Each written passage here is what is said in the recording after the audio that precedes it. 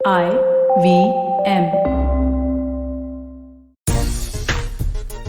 14 नवंबर 2021 world cricket के लिए बहुत ऐतिहासिक होने वाली है, क्योंकि आज के दिन हमें मिलेगा एक नया T20 वर्ल्ड चैंपियन। नमक खेल नीति पर आपका स्वागत है। मैं हूं राजीव मिश्रा। दो खास मेहमान हमारे साथ, सबा करीम पूर्व क्रिकेटर और सिलेक्टर, और अयाज मेमन हमारे साथ हैं, वरिष्ठ पत्रकार, और कई वर्ल्ड कप वो देख चुके हैं, और ऑस्ट्रेलिया का डोमिनेशन भी उन्होंने देखा है कि 50 ओवर की क्रिकेट में ऑस्ट्रेलिया ने किस तरह से डोमिनेट किया, कितने वर्ल्ड कप जीते, ये भी अयाज ने देखा है। लेकिन जब बात 20 ओवर की क्रिकेट की आती है, यानी फटाफट क्रिकेट की आती है, लठमार क्रिकेट की आती है, तो वहां पर ऑस्ट्रेलिया ज्यादातर वर्ल्ड कप टूर्नामेंट्स में बैकफुट पर रहा है। इसके पीछे की बड़ी वजह क्या है, और अचानक अब ऑस्ट्रेलिया कैसे वर्ल्ड कप के फाइनल में पहुंच गया है, और एक बड़ा दावा उसने रख दिया है वर्ल्ड कप जीतने का। और एक बात तो आज तय है कि एक नया वर्ल्ड कप चैंपियन मिलेगा हमें T20 फॉर्मेट में, वो चाहे न्यूजीलैंड चैंपियन बने या ऑस्ट्रेलिया चैंपियन बने। अब हमारे क्रिकेट एक्सपर्ट्स क्या सोचते हैं, ये सबा और अयाज से जानेंगे, क्योंकि दोनों टीमों ने बहुत अच्छा प्रदर्शन किया अभी तक वर्ल्ड कप के सफर में। एक तरफ जहां न्यूजीलैंड थी, जिसने भारत और पाकिस्तान जैसी टीमों को चित किया था, वहीं ऑस्ट्रेलिया की बात करें तो ऑस्ट्रेलिया ने पाकिस्तान को सेमीफाइनल में हराया, और न्यूजीलैंड की बात करें तो पाकिस्तान से हारे जरूर थे, लेकिन उसके बाद जिस तरह का कमबैक उन्होंने किया और फिर फाइनल तक पहुंचे, वो बहुत लाजवाब था। तो लेट्स हम लोग इस बात को आगे बढ़ाते हैं कि ये ऑस्ट्रेलिया न्यूजीलैंड पहली बार विश्व कप के फाइनल में अब भिड़ रहे हैं। इसके बाद एक बात तो यकीनन होने वाली है कि सिर्फ एक ही टीम जो है वो बहुत पहली बार एक टीम वर्ल्ड कप T20 जीतेगी, या तो वो न्यूजीलैंड होगा या फिर ऑस्ट्रेलिया होगा। मुझे तो ये लगता है कि हालांकि दिमाग मेरा कह रहा है ऑस्ट्रेलिया, पर दिल ये मान रहा, ये चाह रहा है कि न्यूजीलैंड जीत जाए, क्योंकि जिस तरह से वो जिस तरह से उन्होंने प्रदर्शन दिखाया है मैदान पर, जिस तरह से वो अपने आप को कंडक्ट करते हैं ऑफ द फील्ड, ये सारी चीजें ऐसा लगता है कि वो जो होता नहीं है कि कभी कभी गुड बॉय को भी नंबर 1 होना चाहिए, कुछ इस तरह की उम्मीद मुझे लगी हुई है आज इस मैच में। देखिए सबा, मेरे ख्याल से आप जो जो कह रहे हैं, मेरे ख्याल से बहुत, यानी ज्यादातर क्रिकेट प्रेमी यही चाह रहे हैं कि एक नया चैंपियन तो बनेगा, लेकिन अगर न्यूजीलैंड बनता है तो बहुत एक एक एक, एक फीलिंग जो है उभर के आ रही है, सेंटिमेंट के उन्हें बनना चाहिए। उसकी वजह काफी है, जैसे आपने कहा कि एक बहुत ही जो जमीन से जुड़ी हुई टीम है, बहुत ही हम्बल है, और इनका जो ट्रैक रिकॉर्ड रहा है पिछले 2-3 साल का, खास करके अनफॉर्चुनेट थे कि ओडीआई वर्ल्ड कप नहीं जीत पाए 2019 में, लेकिन वर्ल्ड टेस्ट चैंपियनशिप जीता इंडिया को हराकर। और यहाँ पर अगर जीतते हैं तो एक जबरदस्त गजब का डबल हो जाएगा कि एक ही साल में आप 2 टाइटल जीतते हैं, और 2 बिल्कुल अलग, एक फटाफट क्रिकेट और एक टेस्ट क्रिकेट। तो आपकी जो रेंज है क्रिकेट की, एक्सपर्टीज, वो भी सामने आती है। लेकिन ये भी मानना होगा सबा कि ऑस्ट्रेलिया का record in knockouts world cup में या किसी भी T20 की बात नहीं कर रहा हूं मैं, लेकिन जहां पर वो नॉकआउट में पहुंचती है तो वो टीम बहुत गजब की हो जाती है, क्योंकि उनके पास एक तो एक हंगर है, एक भूख है जीतने की, और एक उनके पास जो, मेरे ख्याल से अगर आप केवल पेपर पे देखे तुलना करें टीम, तो बहुत ही जबरदस्त टीम लगती है ऑस्ट्रेलिया की, दिग्गज टीम। और अच्छी बात ऑस्ट्रेलिया के लिए ये है कि जो उनके बल्लेबाज नहीं चल रहे थे वो भी फॉर्म में आ गए पिछली मैच में। अब ये जरूर है स्टीवन स्मिथ और ग्लेन मैक्सवेल कुछ खास नहीं कर पाए, लेकिन अगर वार्नर चलते हैं और जिस तरह से वेट चल गए, और मार्कस स्टोइनिस और फिंच, तो उनके बॉलर्स, उनके पास इतने बॉलर्स अच्छे हैं कि वो मैच को अपनी जकड़ में ले ले तो फिर वो छोड़ेंगे नहीं। बहरहाल देखना होगा क्या होता है, लेकिन जैसा आपने कहा, मेरे ख्याल से दुनिया भर में जो सेंटिमेंट है कि कौन किसको जीतना चाहिए, वो न्यूजीलैंड की तरफ टिल्ट हो रहा है। ऑस्ट्रेलिया, एक तो जो खासियत ऑस्ट्रेलिया की ही है ना यार, कि जब भी बड़ा मौका आता है, जब भी नॉकआउट इनकाउंटर्स आता है, जब भी आईसीसी इवेंट के नॉकआउट इनकाउंटर्स आते हैं, वहां पर पता नहीं कहाँ से उनके अंदर वो मानसिक शक्ति आ जाती है हर एक खिलाड़ी में, कि वो शानदार प्रदर्शन करते हैं। और कई बार मुझे हम लोग को याद होगा कि जो फाइनल मुकाबला हुआ हो या फिर सेमीफाइनल मुकाबला हुआ हो, वो इस तरह से प्रदर्शन करते हैं कि वन साइडेड कर देते हैं। अब वनडे क्रिकेट की बात करें, विश्व कप में मुझे याद है जब इंडिया के साथ उनकी भिड़ंत हुई थी सेमीफाइनल में, जिस साल 2015 की बात है, वहां पर एक प्रकार से वन साइडेड मुकाबला हो गया। विश्व कप पाकिस्तान के विरुद्ध जो कई साल पहले इंग्लैंड में हुआ था, वहां पर एक तरह से उन्होंने वहां पर भी वन साइडेड मुकाबला कर दिया। तो ये बहुत बड़ी बात होती है ऑस्ट्रेलिया की, और इसका फायदा उनको जरूर मिलेगा आज के इस मैच में भी। पर न्यूजीलैंड, अब चलिए अच्छा है कि राजीव ने ज्वाइन कर लिया, पर उस बात को हम लोग और आगे बढ़ाते हैं कि न्यूजीलैंड में एक और खास बात मुझे ये लगती है कि तैयारी क्या हुई है, किस तरह से ये मेहनत करते हैं, कोई आके सामने कहता नहीं है। तो बहुत ही मतलब कभी भी कोई एरोगेंस नजर नहीं आता है कि हम लोगों ने ये कर दिया है, हम लोगों ने ये बूट कैंप किया है, हम इस तरह की तैयारी कर रहे हैं, हमारे पास इतने सारे अच्छे प्लेयर हैं। कोई भी इस तरह की बात नजर नहीं आती है। वो अपने आप में खुश रहते हैं, उनका संतुलन काफी अच्छा है, अपने हिसाब से वो तैयारी करते हैं, किसी भी दूसरी टीम को वो एप नहीं करते हैं, जो कि बहुत बड़ी बात है। उन्होंने अपनी आइडेंटिटी खुद बनाई है और उसी पर वो विश्वास करते हैं। इससे पहले कि राजीव आजा, मैं आप जो कह रहे हैं ना उस पर एक बात कहूँ कि जो इनकी इंटेंसिटी है और किस तरह से ये खेलते हैं, ये पता चलता है। जिस तरह से डेविन कॉनवे इंजर्ड हुए, आउट हो गए, अपने आप से इतने निराश थे कि अपने हाथ को ही फ्रैक्चर कर दिया बैट में मारते हुए। यानी कि वो इंटेंसिटी दिखाई कि कितना उनका डिसअपॉइंटमेंट एक्यूट था। लेकिन क्या हुआ, उनके इंजर्ड होने के बाद अगर कोई स्टार प्लेयर किसी और टीम का इंजर्ड हो जाता था, तब तक तो बवाल मचा देती थी वो टीम। लेकिन न्यूजीलैंड जो है बिल्कुल मैटर ऑफ फैक्ट, एकदम स्टॉइकली यानी ये बर्दाश्त कर लिया है कि हम कॉनवे हमारे साथ नहीं खेलेगा। विकेट कीपर बैट्समैन है, बहुत ही इंपॉर्टेंट प्लेयर थे, इन फॉर्म प्लेयर थे, और उनकी जगह टिम साइफर्ट आ गए। किसी को यानी कहीं कोई हल्ला गुल्ला नहीं, ये है कि हमको मैच खेलना है और मैच किसी तरह हम कोशिश करेंगे जीतने की। तो ये खासियत रही न्यूजीलैंड की, बिलो द रेडार रहते हैं, बड़े अंडरस्टेटेड रहते हैं, लेकिन जब मैदान पे उतरते हैं और कम्पीट करते हैं तो किसी से कम नहीं है वो। सर आया सर आना ही पड़ेगा, क्योंकि हम लोग टीमों की बात कर ली, लेकिन केन विलियमसन को हम कैसे छोड़ सकते हैं। क्या कमाल की कप्तानी कर रहे हैं वो न्यूजीलैंड के लिए। टेस्ट क्रिकेट में चैंपियन बनाया उन्होंने, 50 ओवर की क्रिकेट में चैंपियन बनते रह गए, कोई मलाल नहीं था। चैंपियन बने तो कोई बहुत ज्यादा खुशी नहीं, और चैंपियन नहीं बने तो कोई मलाल नहीं। शायद इस न्यूजीलैंड टीम की सबसे बड़ी खूबसूरती है सभा भाई, कि बहुत ज्यादा एक्सप्रेसिव नहीं है ये टीम। जो भी मिलता है और ग्रेसफुली एक्सेप्ट करते हैं और 100% मैदान पे देते हैं। हाँ राजीव, ये तभी पैदा हो सकता है जब आपको लगता है कि क्रिकेट सिर्फ एक भाग है आपके आपकी जिंदगी का। और जब आपको ये एहसास होने लगेगा कि क्रिकेट हम खेल रहे हैं एंजॉयमेंट के लिए, इसमें उतार चढ़ाव होंगे, इसमें कभी हम जीतेंगे कभी हम हारेंगे, और ज्यादा उसको ज्यादा सीरियसली लेने की जरूरत नहीं है। और जो सेलिब्रेशंस भी हैं, जो जीत भी है, वो टेम्पररी है, जिस तरह से डिफीट टेम्पररी है। और इन सब चीजों को एब्जॉर्ब करना बड़ा कठिन हो जाता है। तो वहां का माहौल कुछ इस प्रकार का है, जिस तरह से प्लेयर्स अपने आप को कंडक्ट करते हैं, जिस तरह से उनकी अपब्रिंगिंग रहती है, जिस तरह से उन्होंने अन्य डिसिप्लिन के स्टार्स को देखा है या फिर बड़े बड़े विनर्स को देखा है कंडक्ट करते हुए ऑफ द ग्राउंड। इन सब चीजों से ये जनरेशन भी सीखता आ रहा है। और ये पुरानी एक तरह से परंपरा रही है न्यूजीलैंड के प्लेयर्स की। वो कभी भी ज्यादा अपने आप को एक्सप्रेस करते नहीं है, जीतने पर भी उनमें तो ऐसा लगता है कि जिस तरह से वो कमिशरेट करते हैं अपने ओपोनेंट्स को, वो देखकर बहुत अच्छा लगता है। तो मुझे लगता है कि बेहतरीन कंडक्ट रहता है इन खिलाड़ियों का, और इसी वजह से इनके लिए बहुत आसान होता है रिकवर कर कर फिर वापस मैदान में उतरना और जीत के लिए तैयारी करना। लेकिन सबसे वर्ल्ड का एग्रेसिव गेम रग्बी है या सर, जो न्यूजीलैंड का नंबर 1 गेम है। अब रग्बी जिस देश में खेला जाता हो, वहां पे क्रिकेटर इतने शांत कैसे हो सकते हैं? नहीं, मेरे ख्याल से देखिए एक नेशनल साइकी होता है। रग्बी जो है बहुत ही अग्रेसिव गेम है और नंबर 1 स्पोर्ट है न्यूजीलैंड में। क्रिकेट अगर आप देखें तो नंबर 5वें या 6ठे नंबर पे आती है क्रिकेट लोकप्रियता में। अब तो खैर उसमें बदलाव आ रहा है, क्योंकि ये टीम बहुत बेहतरीन परफॉर्म कर रही है पिछले 3-4 साल से। तो बहुत ज्यादा रजिस्टर्ड प्लेयर्स भी हो गए, बहुत सारे लोग आजकल क्रिकेट खेल रहे हैं न्यूजीलैंड में। वरना क्योंकि मैं 2-3 बार न्यूजीलैंड में गया हूँ, तो वहाँ टेस्ट सीरीज होती थी या वनडे सीरीज होती थी, तो ठीक है सीरीज चल रही है, लेकिन लोगों को इतना इन्वॉल्वमेंट नहीं रहता था। मुझे लगता है अब इन्वॉल्वमेंट ज्यादा है, लेकिन जिस तरह से इनका बर्ताव है, जिस तरह से ये खेलते हैं, जिस तरह से ये हार और जीत को एक्सेप्ट करते हैं, ये इनका एक्चुअली नेशनल कैरेक्टर नजर आता है। और मैं ज्यादा सियासत की बात नहीं करूंगा, लेकिन जो भी जैसे पेंडेमिक में सिचुएशन हुआ या कुछ टेरर अटैक हुआ, जिस तरह से वो अपने आप को कंडक्ट करते हैं न्यूजीलैंड, जो वहां के रहने वाले हैं, ना सिर्फ क्रिकेट में, ये बताता है कि उनकी अप्रोच जो है बहुत ही मेच्योर है और बहुत ही इमोशनली सॉलिड है। और इसी वजह से हमने देखा है कि क्रिकेट में भी अगर वो जीतते भी है या हारते भी है, तो संतुलन नहीं खो देते हैं, और ये बहुत बड़ी बात है। सभा भाई, 2-3 सवाल लगभग एक जैसे हैं, कसार साहब का और जैन साहब का, दोनों का। ये bad boys versus good boys match है, और कसार साहब कह रहे हैं कि गुड बॉयज को चैंपियन बनते देखना चाह रहे हो। ठीक वही बात हर्षजैन भी कह रहे हैं कि good boys versus bad boys match है, और गुड बॉयज को जीतना चाहिए आज फाइनल। पर अब मुझे लगता नहीं कि ऑस्ट्रेलिया में उतने ज्यादा बैड बॉयज हैं। इस टीम ने भी बहुत बड़ा ट्रांसफॉर्मेशन देखने को मिलता है। अयाज, आई होप के अयाज को भी इस बात से सहमति होगी।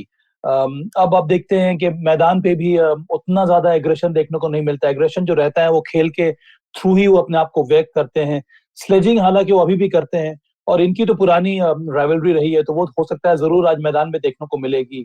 पर बहुत जरूरी है कि मुझे लगता है कि जस्टिन लैंगर के आने के बाद से एक तरह का कल्चरल डिफरेंस आया है, विशेष करके जब पिछली बार जो दक्षिण अफ्रीका के खिलाफ जो जो जो जो हादसा हुआ था, जहां पर स्टीव स्मिथ, डेविड वार्नर और बेन क्रॉफ इन्वॉल्व हुए, तो उसके बाद उनकी फैक्ट फाइंडिंग कमेटी बैठी थी। फिर उन्होंने ये डिसाइड किया था कि हमारा अप्रोच क्या होना चाहिए खेल की तरफ, हमारा कल्चर क्या होना चाहिए टीम में, और वहां से बहुत बड़ा परिवर्तन देखने को आया है। पर जितनी भी कोशिश कर लें, हाँ, वो टैग जो है बैड बॉयज का इतने आसानी से जाने वाला नहीं है। केन विलियमसन और न्यूजीलैंड की बात यह है राजीव, अगर आपको सीखना है कि लिमिटेड रिसोर्सेज से आपको कितना ज्यादा मैक्सिमाइज करना चाहिए उन रिसोर्सेज को, वो न्यूजीलैंड की जो क्रिकेट टीम है वो बेहतरीन उदाहरण है उसका। उनके पास प्लेयर्स हैं नहीं ज्यादा, लिमिटेड उनके पास रिसोर्सेज हैं, लिमिटेड उनके पास टैलेंट है, पर उसके बावजूद उसी टैलेंट को कितने शानदार तरीके से उन्होंने निखारा है। अगर किसी को सीखना है तो आप न्यूजीलैंड क्रिकेट टीम को देखकर उनसे सीख सकते हैं। चलिए एक ब्रेक यहाँ पे ले लेते हैं। ब्रेक के बाद अर्पण जी का एक सवाल आ रहा है सर, और मैं सवाल उनका मिस कर गया हूँ और वो रिक्वेस्ट कर रहे हैं कि आप सवाल ले लें हमारा, तो मैं चाहूंगा अर्पण जी आप सवाल दोबारा भेज दें। तब तक एक ब्रेक ले लेते हैं, ब्रेक के बाद तुरंत हाजिर होते हैं। A wise man once said, traveling, it makes you speechless, then turns you into a storyteller. Well, listen to such travel stories and experiences exploring India on the Musafir Stories with us, Saif and Faiza. Catch us on the IBM website, app, or wherever you get your podcasts from.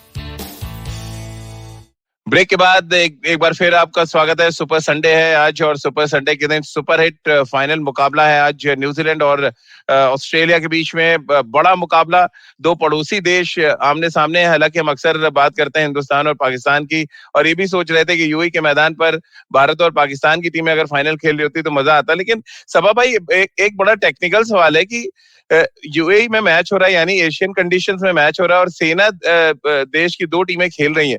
थोड़ा सा आश्चर्यचकित है जिस तरह से qualify किया Australia और New Zealand ने।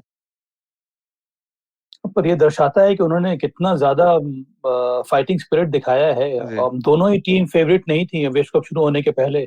ऑस्ट्रेलिया की जो तैयारी थी वो माकूल नहीं थी। इसके पहले वो बांग्लादेश गए थे खेलने के लिए, वहां पर वो बुरी तरह हारे थे। वहां पर कई सारे उनके मेन प्लेयर्स नहीं खेल रहे थे। मैथ्यू वेड ने वहां पर कप्तानी की थी, उनका प्रदर्शन कुछ खास था नहीं। मैथ्यू वेड ने कई बार कहा है कि उनको लगता है कि ये उनका आखिरी मैच है।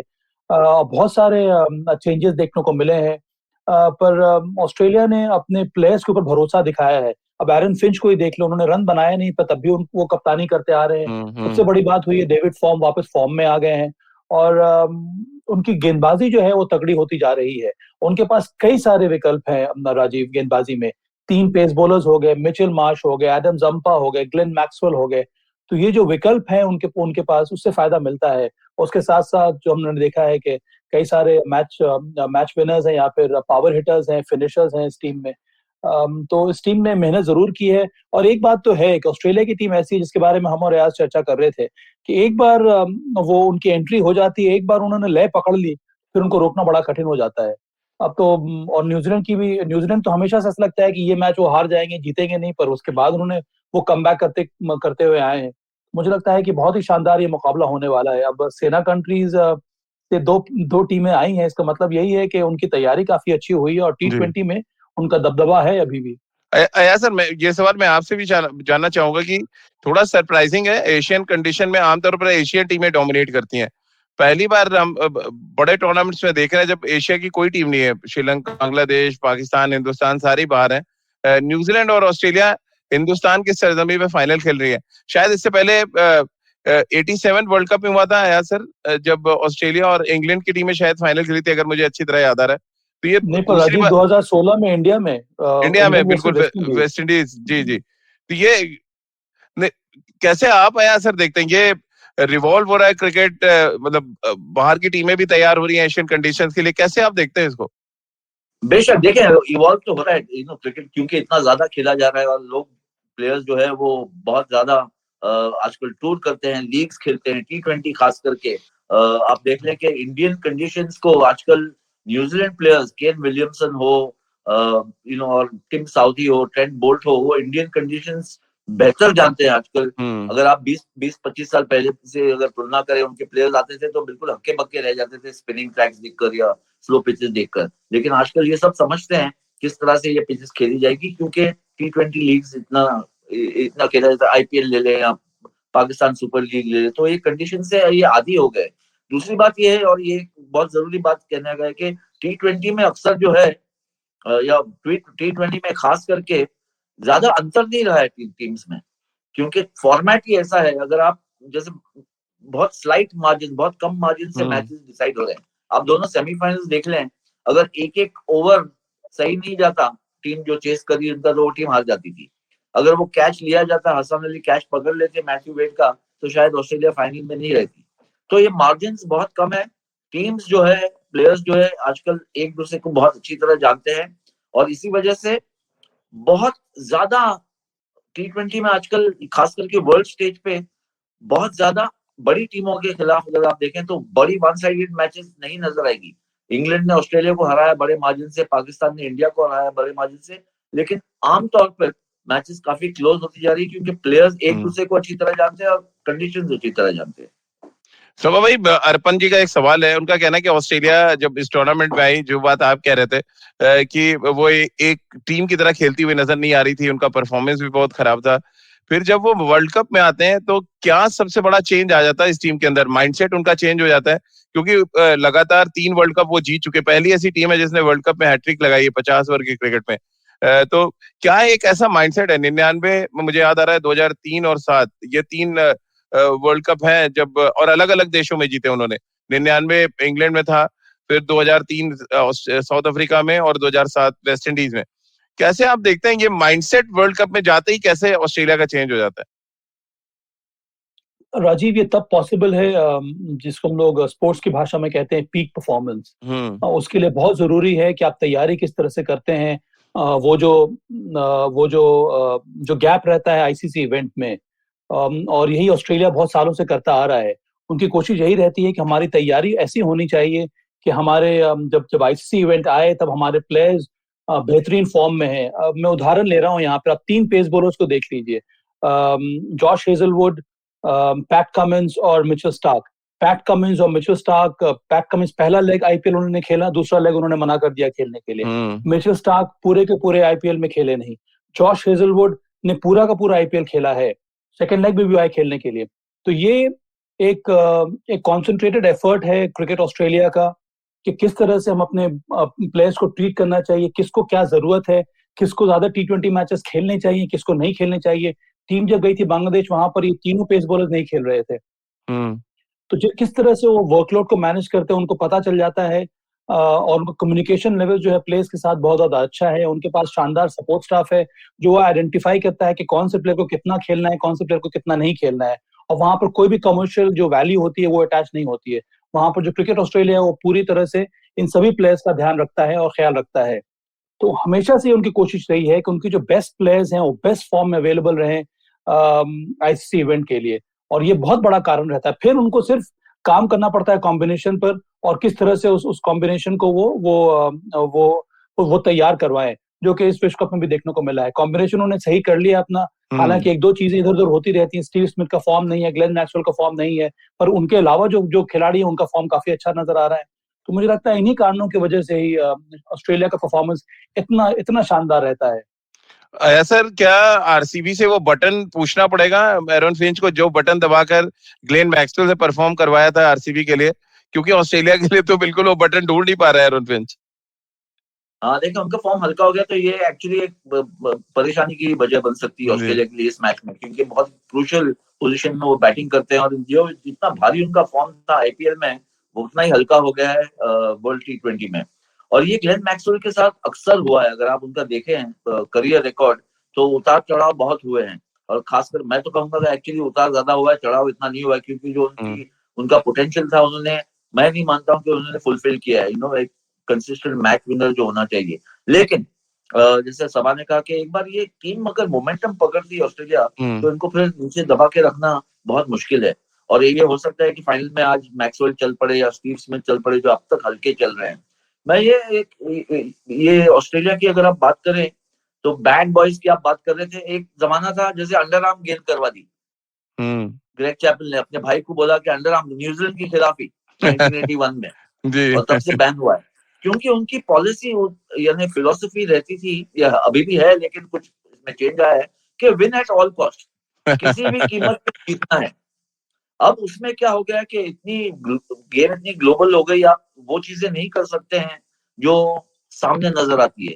इसी वजह से इनकी क्रिकेट में क्राइसिस भी आई, विन एट ऑल कॉस्ट की वजह से स्टीव स्मिथ और डेविड वार्नर जो है सस्पेंड हो गए थे, क्योंकि उन्होंने बॉल टैंपरिंग की, और किस तरह से की अब ये बताने की जरूरत नहीं है, लेकिन इतना बड़ा एक कैप्टन और वाइस कैप्टन इतना बड़ा रिस्क ले अपने करियर का, ये बताता है कि उनमें जो एक सेंटिमेंट होता है कि किसी तरह भी जीतना है, वो कितना स्ट्रांग होता है। मैं इसको सपोर्ट नहीं करता हूँ, ये सिर्फ बता रहा हूँ कि ये क्या क्या इनमें जो, और ये अभी मेरे ख्याल से बड़ा नया एक अप्रोच आया है ऑस्ट्रेलियन क्रिकेट में, पूरा ओवरऑल हुआ है कि बचपन से जो मेंटोरिंग हो रही है, क्रिकेट एकेडमी से निकलते हैं तो उनको ऐसी चीजें भी बताई जाए कि ये नहीं करना चाहिए। विन एट ऑल जीतना तो है ही, लेकिन कुछ चीज ऐसे हैं कि आप इस तरह से ना जीते कि आपकी क्रिकेट ही पूरी बदनाम हो जाए और क्रिकेट ऑस्ट्रेलिया का नाम बदनाम हो जाए। तो मेरे ख्याल से ये एक चेंज आया है ऑस्ट्रेलियन क्रिकेट में, और कुछ लोग कहते हैं कि क्योंकि इस बदलाव के बाद ऑस्ट्रेलिया के परफॉर्मेंसेस हल्के हो गए। मैं नहीं मानता हूँ, मैं मानता हूँ कि आगे चल के परफॉर्मेंसेस अच्छे हो गए, क्योंकि प्लेयर बहुत अच्छे हैं उनके पास। सभा भाई, क्योंकि फाइनल मुकाबला अब से कुछ घंटों के बाद हो जाएगा शुरू, कुछ मेन प्लेयर्स जो ऑस्ट्रेलिया के हैं, जैसे कि अयाज सर ने कहा स्टीव मैक्सवेल नहीं कर रहे हैं, बट कुछ ऐसे खिलाड़ी इनके पास है जो अंडरडॉग थे और शायद मैन ऑफ द टूर्नामेंट बन जाए। मेरे लिए Adam Zampa man of the tournament लग रहे हैं। क्या गेंदबाजी किया उन्होंने, और हर मैच में उन्होंने अपने 4 ओवर से बड़ा इम्पैक्ट डाल दिया। अब ये फाइनल मुकाबला सामने न्यूजीलैंड है जो काफी हद तक स्पिन के खिलाफ थोड़ी सी वीक नजर आती है। क्या आप एडम जंपा का बड़ा रोल देख रहे हैं, और क्या एस्टन एगर को भी आप आज खेलते देख रहे हैं, एक लेफ्ट आर्म स्पिनर भी खेले, या आपको लग रहा है सेम कॉम्बिनेशन होगा ऑस्ट्रेलिया का? मुझे तो लग रहा है कि सेम कॉम्बिनेशन के साथ ही ऑस्ट्रेलिया टीम मैदान में उतरेगी, क्योंकि ये कॉम्बिनेशन उनके लिए काम कर रहा है। एडम जंपा के 4 ओवर का महत्व बहुत ज्यादा है। हालांकि न्यूजीलैंड के जो मेन बैटर्स हैं, केन विलियमसन देख लें, या फिर जिमी नेशम देख लें, डेविन कॉनवॉय, चलिए वो नहीं है, पर वो भी स्पिनर्स को ठीक तरह से खेलते हैं, जिस तरह से वो रिवर्स स्वीप का इस्तेमाल करते हैं। केन विलियमसन शानदार प्लेयर है स्पिन बॉलिंग के, जिस तरह से उन्होंने राशिद खान को, आपको याद होगा, अफगानिस्तान के विरुद्ध खेला था। पर एडम जंपा का जो इम्पोर्टेंस रहा है, जो एफिकेसी रही है, वो लाजवाब रही है, क्योंकि उन्होंने लेंथ में वेरिएशन किया है, उन्होंने स्पीड में वेरिएशन किया है, और उसके बाद उनको जिस तरह से इस्तेमाल किया आरन फिंच ने, उसका भी उनको फायदा मिला है। जब भी उनको लगता है कि एक बैटर उनके वहां पर स्ट्राइक रेट बढ़ाने का प्रयास कर, उनको ले जाते हैं, लाकर गेंदबाजी कराते हैं, उन्होंने एंगल से काफी अच्छा इस्तेमाल किया है। और एडम जंपा एक बहुत ही क्रूशियल बॉलर रहेंगे आज ऑस्ट्रेलिया की तरफ से भी, क्योंकि वो विकेट टेकिंग बॉलर है, जिसका फायदा ऑस्ट्रेलिया को मिला है अभी तक।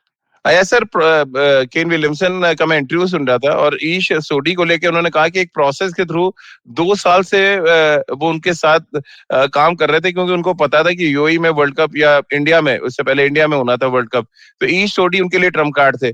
क्या यही प्रोसेस आप ऑस्ट्रेलिया के लिए देख रहे हैं कि एडम जंपा को परसिस्ट करते रहे, वो खिलाते रहे, क्योंकि उनको पता था कि एशियन कंडीशंस में आपका लेग स्पिनर बड़ा इंपॉर्टेंट रोल अदा करेगा, और अंत में आप 2 टीमें जो फाइनल पहुंची हैं, तो उसमें दोनों लेग स्पिनर्स का बड़ा रोल है। देखिए राजीव, ऑस्ट्रेलियन क्रिकेट अगर आप हिस्ट्री देख ले उनकी, तो लेग स्पिनर्स पे बहुत ज्यादा रिलाय किया है। शेन वॉर्न को हम सब जानते हैं, लेकिन उनसे पहले अगर आप इतिहास में जाएं तो क्लैरी ग्रिमेट, बिल ओरेली, बड़े बड़े लेग स्पिनर्स आए थे ऑस्ट्रेलिया से, खास करके निकलते थे, क्योंकि हमेशा से उनकी पिचेस पे, जहां पर थोड़ी सी बाउंस ज्यादा है, वहां पर मैच विनर्स बनते हैं लेग स्पिनर्स। और एडम जंपा कुछ इसी तरीके से आए थे as a promising youngster. Test cricket में उनकी इतनी चली नहीं है, लेकिन वनडे क्रिकेट में वो बिल्कुल माहिर हो गया, व्हाइट बॉल क्रिकेट में। इस टूर्नामेंट में सबसे ज्यादा विकेट्स लिए उन्होंने, और सेकंड बेस्ट इकोनॉमी रेट है साकिब अल हसन के बाद, यानी 6 से भी कम। और ये जो है बहुत कंट्रीब्यूट किया है, जैसे आपने बताया कि मैं मानता हूं कि वो ITD player of the tournament है। इस सोडी जो है, इस सोडी को जिस तरह से नर्चर किया और डेवलप किया न्यूजीलैंड ने, मेरे ख्याल से ये एक सबक है, एक लेसन है बाकी कंट्रीज के लिए, कि फॉरवर्ड प्लानिंग क्या होती है। आपने 2 साल पहले या 1.5 साल पहले सोच लिया कि ये हमारे लिए मैच विनर बन सकता है, और उनको उसी, यानी पिटाई भी हुई, इनकी विकेट्स नहीं मिले, इकोनॉमी रेट की भी काफी उनको तकलीफ हुई, लेकिन उसके बावजूद उसको रखा है टीम में, और एक्चुअली आज वो फर्स्ट स्पिनर है, मिचेल सैंटनर से आगे बढ़ गए ईश रोधी। तो स्पिनर्स को किस तरह से, क्योंकि खास करके व्हाइट बॉल क्रिकेट में कहीं 2 मैचेस में पिटाई हो जाती है तो कैप्टन और सिलेक्टर्स पैनिक करते हैं, टीम मैनेजमेंट लोग कहते हैं ड्रॉप कर दो, लेकिन ऐसा नहीं होना चाहिए। ना बैट्समैन के लिए ना बॉलर्स के लिए एक अच्छा मौका देना चाहिए कि कॉन्फिडेंस लेवल बने। और जैम्पा और ईश रोधी बिल्कुल दोनों लेग स्पिनर्स है, लेकिन बहुत ही अलग है। ईश रोधी जो है 6 फुट प्लस है, ये थोड़े से इतनी हाइट है नहीं एडम जैम्पा की, वो एयर ज्यादा देते हैं। ईश रोधी जो है वो फास्टर, थोड़े फ्लैटर है, लेकिन दोनों का एक फायदा है। ऑस्ट्रेलिया के लिए एक अच्छी चीज ये है, जैसे आपने पता है बॉलिंग कॉम्बिनेशन क्या होनी चाहिए, तो 4 मेन गेंदबाजों के अलावा 3 फास्ट बॉलर्स हैं और एडम जैम्पा, मार्कस स्टोइनिस भी है और ग्लेन मैक्सवेल भी है, जो 1-2 या 3 ओवर या 4 ओवर भी कर सकते हैं अगर चाहिए तो दोनों ही टीम के पास ये विकल्प है कि एक एक्स्ट्रा बॉलर उन्होंने पैक किया है जिससे 4 ओवर या 3 ओवर निकाल सके, जो एक तरह से बड़ा एडवांटेज है कैप्टन के लिए। और यही एडवांटेज, जैसे हमने देखा, हमारे लिए एडवांटेज नहीं डिसएडवांटेज बन गया इंडिया के लिए, क्योंकि हमारे पास छठा बॉलर था ही नहीं। तो चलिए टॉप ऑर्डर में कोई गेंदबाजी नहीं करता है, ये प्रॉब्लम फॉर इंडिया। हाँ, ये है और शायद हार्दिक ने बॉलिंग नहीं किया तो अब वो एक नुकसान हो गया आपको। बिल्कुल। तो चलिए फैब 4 में से 2 बल्लेबाज, यानी फैब 4 की जो हम बात करते हैं तो 4 बड़े बल्लेबाज वर्ल्ड क्रिकेट के, जहां पे विराट कोहली का नाम भी आता है, जो रूट का नाम भी आता है, लेकिन उनमें के 2 बल्लेबाज आज वर्ल्ड कप के फाइनल में होंगे, स्टीव स्मिथ और केन विलियमसन। इनके फॉर्म पर बातचीत करेंगे। एक और छोटा सा ब्रेक ले लेते हैं, ब्रेक के बाद तुरंत हाजिर होता है। Do you wonder why China does the things that it does? Or want to know how we could improve online privacy? Or perhaps you're thinking about how we can kickstart India's economy? If you'd like to search for the answers to such questions, check out All Things Policy, a daily public policy podcast that covers everything from employment figures to aircraft carriers. Tune in from Monday to Friday for new episodes and fresh takes. Break के बाद एक बार फिर आपका स्वागत है। आप देख रहे हैं और सुन रहे हैं खेल नीति। सबा भाई, केन विलियमसन के फॉर्म को लेकर और स्टीव स्मिथ को लेकर खास तौर से बहुत सवाल आ रहे हैं। एक सवाल है अर्पण जी का, उसी से रिलेटेड हर्ष जैन का भी सवाल है। उनका कहना है कि टेस्ट क्रिकेट के वो बेमिसाल बल्लेबाज हैं स्टीव स्मिथ, उनको देखना भी पसंद है, लेकिन जैसी बात T20 फॉर्मेट की आती है क्या दिक्कतें आ जाती है। और डीसी ने भी उनको, क्योंकि दिल्ली कैपिटल से आप जुड़े हुए हैं, इसलिए उन्होंने आपसे सवाल किया है कि डीसी के साथ भी वो जुड़े हुए हैं, क्या आप प्रॉब्लम देखते हैं उनके अंदर अगर T20 फॉर्मेट की बात करें? क्योंकि 2016 में वो बहुत अच्छे थे, लेकिन उसके बाद से उनका फॉर्म गिरा है लगातार T20 में। देखिए, T20 के मुकाबले में आपकी टीम को एक एंकर चाहिए जी। एक से ज्यादा एंकर आप अफोर्ड नहीं कर सकते हैं, और स्टीव स्मिथ और केन विलियमसन इन दोनों का यही रोल है, चाहे वो आईपीएल की टीमों के लिए हो या फिर अपने नेशनल टीम के लिए क्यों ना हो। और केन विलियमसन इस रोल को बखूबी निभाते हैं। तो उनका काम है कि जब भी उनको मौका मिले बल्लेबाजी करने के लिए, वो स्ट्राइक रोटेट करें, ऑड बाउंड्रीज मारे, और दूसरे जो पावर हिटर्स हैं, दूसरे जो और एग्रेसिव प्लेयर्स हैं, वो आकर जो स्ट्राइक रेट को है जो ऊपर बनाए। और सबसे अहमियत ज्यादा बढ़ जाती है ऐसे प्लेयर्स की जब जो टारगेट है वो बड़ा नहीं होता है। 150, 140, 150, 160 तक का जो टारगेट रहता है, तब इनका महत्व बहुत ज्यादा बढ़ जाता है, क्योंकि इसका मतलब यही है कि सिचुएशन टफ है, कंडीशन बहुत ज्यादा कठिन है, वहां पर आपको एक ऐसा बैटर चाहिए जो सिचुएशन के मुताबिक रन बनाए और अपनी टीम को मैच जिताए। स्टीव स्मिथ के साथ कई बार ये रहता है कि उनका जो रोल डिफाइन है, जो कि एक एंकर का है, वो रोल को भूलकर वो एक एग्रेसर का रोल अदा करने लगते हैं, जिसकी वजह से वो विकेट गवा देते हैं। पिछले मैच में ही देखे हैं आप, आते ही उन्होंने शादाब खान को मारने की कोशिश की, वो भी अगेंस्ट द स्पिन, उसकी कोई आवश्यकता है नहीं। केन विलियमसन बहुत कम बार इस तरह की गलती करेंगे, उनको पता है उनका रोल क्या है, उनको मालूम है कि उनके पास सिलेक्टेड शॉट मेकिंग एबिलिटी है, और उसी पर वो विश्वास करते हैं। उनका काम है स्ट्राइक को रोटेट करना, उनका काम है एक बिजी प्लेयर बने रहना, ताकि जो उनके साथ जो प्लेयर्स हैं वो बड़े बड़े शॉट्स लगाएं, और जब जरूरत पड़े तब उस तरह के शॉट भी लगा सकते हैं। पर मैच को कंट्रोल करना, पारी को कंट्रोल करना, ये एक एंकर का काम होता है, और यही रोल दोनों को अदा करना है। जैसा कि मैंने कहा, स्टीव स्मिथ, क्योंकि उनका फॉर्म उतना अच्छा नहीं है, तो वो कई बार आप डेस्परेट हो जाते हैं, आपको लगता है कि नहीं मुझे जल्दी से रन बनाना है, उस चक्कर में अपना विकेट गवा देते हैं। अया सर, क्योंकि आपने बड़े बड़े प्लेयरों पे बात कर ली, डैरेल मिचेल का नाम हम भूल रहे हैं, जिन्होंने बहुत जबरदस्त बल्लेबाजी करके इंग्लैंड को चारों खाने चित किया। कितना बड़ा रोल उनका आप देख रहे हैं आज के इस फाइनल मैच में। एक तो पहले पावर प्ले में बहुत डैशिंग बैटिंग करते हैं और वो एक जो मिड विकेट और मिड ऑन के बीच में जैब्स करते हैं फास्ट बॉलर्स को, जो शॉर्ट ऑन पुल मारते हैं, वो बड़ा इफेक्टिव तरीके से उन्होंने यूज किया है यूएई की पिचेस पर। बिल्कुल राजीव, दो चीजें, एक तो पहले मैं बात करूं आपके फैब फोर, अब फैब फोर नहीं रहा, वो क्लब जो है फैब 6 हो गया, क्योंकि आपको उस फैब फोर में जोड़ना होगा रोहित शर्मा को भी और बाबर आजम को भी। बाबर आजम को जो पिछले 2 साल का फॉर्म बताया है, और हर फॉर्मेट में बाबर ने भी और रोहित ने भी, तो फैब 6 तो उसका नाम सुपर 6 रख देते हैं सर, सुपर 6 रख देते हैं। जहां तक डैरेल मिचेल की बात है, तो देखो बहुत ही एक इम्पोर्टेंट, जैसा मैंने देखा, मैं सोचा था ये भी एक जाके स्लॉगर की तरह खेलेंगे, पिंच हिटर की तरह खेलेंगे, लेकिन बहुत ही चतुराई के साथ पिछले मैच में खेला। मेरे ख्याल से सब जानते हैं कि पावर प्ले में आपको विकेट नहीं खोना है, और मार्टिन गप्टिल है जो उनके एक्सप्लोसिव बैट्समैन है, लेकिन अगर मार्टिन गप्टिल जल्दी आउट हो जाते हैं तो फिर बहुत बड़ी जिम्मेदारी पड़ती है डैरेल मिचेल पे कि और एक विकेट ना गवाएं। और विलियम्स के साथ किसी तरह भी आप पावर प्ले से निकले, और फिर जो उनकी टैक्टिक है, न्यूजीलैंड की टैक्टिक जो समझ में आ रही है। ऑस्ट्रेलिया की टैक्टिक ये है कि आप रन बनाते रहें, स्टीव स्मिथ आएंगे, वो एंकर खेलेंगे, लेकिन मैक्सवेल है वगैरह वगैरह। तो डैरेल मिचेल पिछले मैच में तो ऐसा लग रहा था कि शायद ये मैच खुद सिंगल हैंडेडली हरा देंगे ऑस्ट्रेलिया को, पाकिस्तान के खिलाफ जिस तरह से खेल रहे थे, इंग्लैंड के खिलाफ, माफ कीजिए, इंग्लैंड के खिलाफ। लेकिन हाँ, तो फिर जिस तरह से उन्होंने इनिंग्स को बढ़ाया आगे, जो स्ट्रगल कर रहे थे, स्ट्रगल से फिर कॉन्फिडेंस में आए, और कॉन्फिडेंस में आने के बाद एक्सप्लोसिव हिटिंग जो की है उन्होंने, वो मेरे ख्याल से उनको भी, अब ये टीम है ऑस्ट्रेलिया बहुत ही डेंजरस बैट्समैन है। गप्टिल ही एक डेंजरस बैट्समैन नहीं है, डैरेल मिचेल भी डेंजरस बैट्समैन है, क्योंकि वो उनमें ये क्षमता है कि 12, 15, 16 ओवर तक खेल सकते हैं, और अगर इतना लंबा खेलते हैं तो फिर वो लगभग आप मान लें कि मैच विनिंग इनिंग्स हो जाएगी। जी, तो चलिए सर, ये मैच फाइनल मुकाबला ऐसा लग रहा है रन बनाते रहे और बैट चलाते रहे के बीच में है। यानी कि ऑस्ट्रेलिया की थ्योरी, जैसा अयाज सर ने कहा कि पहले ओवर से बैट चलाते रहिए, और न्यूजीलैंड की थ्योरी है कि आप रन बनाते रहिए, सिंगल डबल भी लेते रहिए बीच बीच में, और जब मौका मिले तो बड़े शॉट्स खेले। और शायद ये ज्यादा कारगर साबित हुई है यूएई के पिचेस में। चलते चलते सबा भाई, एक तो टॉस जीतने के बाद हमेशा बैटिंग तो करेगी आदमी, क्या 15-20 रन एक्स्ट्रा बनाना पड़ेगा जो भी टीम टॉस जीतती है, क्योंकि हर किसी को पता है ड्यू फैक्टर होगा दुबई में।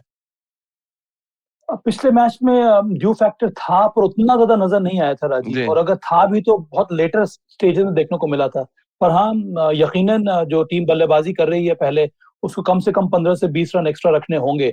और जो टीम चेस कर रही है वो इंतजार करती है अंत तक, उनको लगता है, इसीलिए अगर आपने देखा होगा दोनों रन चेस में कि लास्ट के 3 या 4 ओवर में मैच का जो रुख है वो पूरी तरह से बदल गया। इसका मतलब है कि अब टीम जो चेस कर रही है वो इंटेलिजेंट अगर क्रिकेट खेलेंगी तो इस बारे में वो उनको एहसास रहता है कि अगर हम अंतिम के 3-4 ओवर में भी हम मैच जीत सकते हैं, क्योंकि तब मुझे लगता है कि वो ज्यादा पड़ने लगती है और असर देखने को मिलता है। तो लेट सर्ज जिसको हम लोग कहते हैं, वो देखने को मिलता है जो टीम चेस कर रही है। और इसीलिए इस लेट सर्ज को नेगेट करने के लिए जो टीम डिफेंड कर रही है उसकी कोशिश यही होनी चाहिए कि 16-17 ओवर तक ही मैच जो है वो पूरी तरह से आपके कंट्रोल में आ जाए, कि अंतिम के 3-4 ओवर में अगर चेजिंग टीम के पास विकेट्स हैं, पावर हिटर्स बचे हुए हैं, तो मैच वो उनके हाथ से निकल सकता है। चलिए, बहुत बहुत शुक्रिया सबा भाई आपका, अयाज सर आपका हमारे साथ जुड़ने के लिए। तो वर्ल्ड कप का रिव्यू लेके हम मंडे को एक बार फिर आपके सामने हाजिर होंगे, और तब तक हमें मिल चुका होगा T20 वर्ल्ड कप का नया चैंपियन। तो जुड़िए खेल नीति के साथ हर रोज सुबह 9:30 पर खेल नीति के यूट्यूब चैनल पर और IVM के फेसबुक पेज पर। इसके अलावा आप मुझसे जुड़ सकते हैं, अपने सवाल भेज सकते हैं @राजीवेश मेरा ट्विटर हैंडल है, और अयाज सर को भी आप सीधे सवाल भेज सकते हैं @cricketwalla उनका ट्विटर हैंडल है। इसके अलावा खेल नीति का हर एपिसोड आप सुन सकते हैं IVM के ऐप पर, IVMpodcast.com पर, गाना, स्पॉटिफाई, सावन, गूगल पॉडकास्ट या अन्य IVM पॉडकास्टिंग नेटवर्क पर। आप सभी का बहुत बहुत शुक्रिया हमारे साथ जुड़ने के लिए।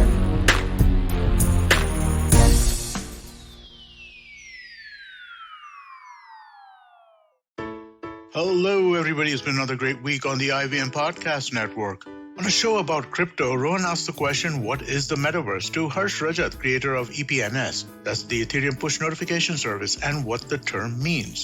There was a fun episode of Cyrus Says Cock and Bull that we did last week. We discussed a whole bunch of different things on it. As always, we discussed the India-New Zealand match and the reactions to it, and elephants in Africa being born tuskless.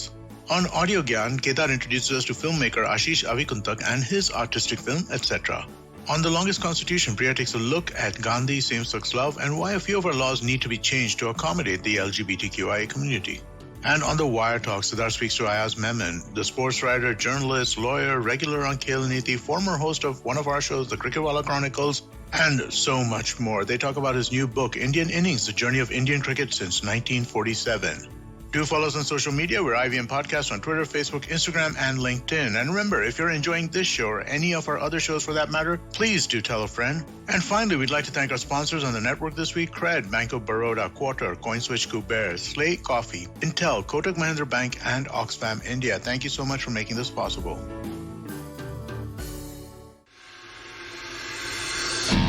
If you love cricket, listen up. The Edges and Sledges Cricket Podcast is here for you. Hosted by DJ, Varun, and me, Ashwin, we bring a fun, fresh fan's point of view to talking all things cricket. Sometimes it's just the three of us, sometimes we have guests, including current and former international cricketers. For new episodes every week, check out the Edges and Sledges Cricket Podcast on the IVM app, website, or wherever you get your podcasts.